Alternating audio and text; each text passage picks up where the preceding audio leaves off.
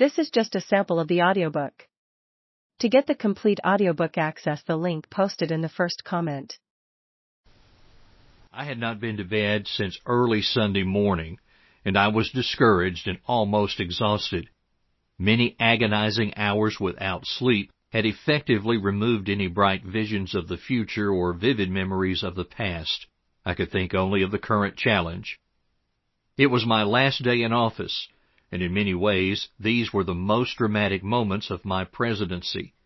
I was now involved in a task which demanded the utmost in personal leadership, and at the same time required that I exert all the influence and strength I could muster from one of the most powerful offices in the world. America's diplomatic, military, and economic forces were marshaled, ready to respond to my command. It was a challenging and at times tormenting experience. I needed to be constantly alert, but there were periods when I realized I was not at my best. I was searching for new ideas, trying to understand more clearly one of the most intricate financial and political problems ever faced by any nation. At stake were the lives of 52 precious human beings who had been imprisoned in Iran for 444 days, and almost $12 billion of Iranian assets. Sometimes I was alone in the Oval Office, but most often former Chief of Staff Hamilton Jordan and Press Secretary Jody Powell were with me. Others came in and out to deliver reports or seek instruction. My wife Rosalind stayed whenever she could, repeatedly urging me to get some rest.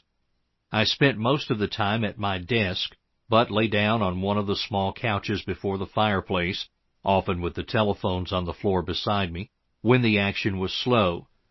I was talking to a number of people at different places in the world, and I took meticulous notes so that I would not become confused or forget what they said. No matter who was with me, we watched the big grandfather clock by the door. Time was an ever-present concern.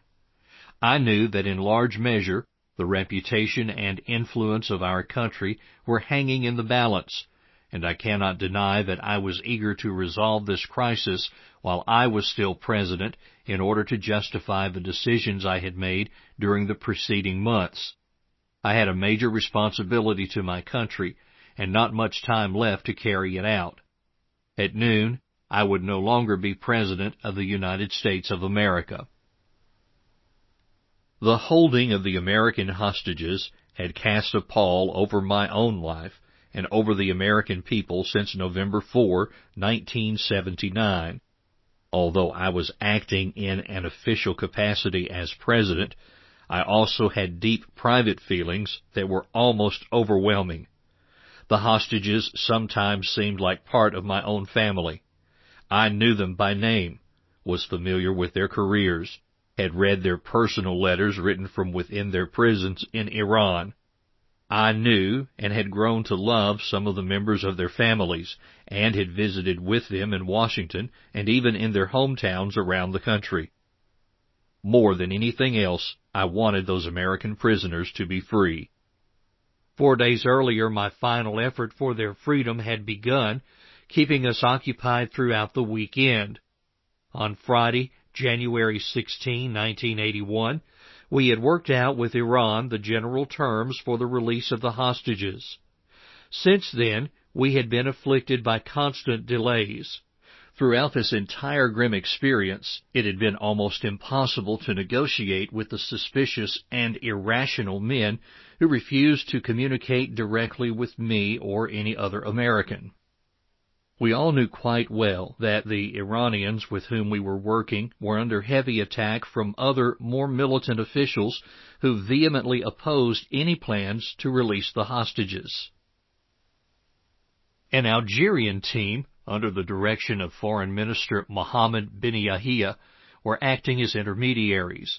The Iranians who spoke Persian would talk only with the Algerians who spoke French.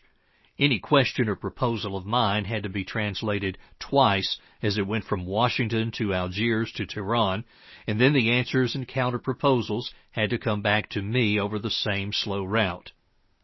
As the financial and political arrangements were highly technical,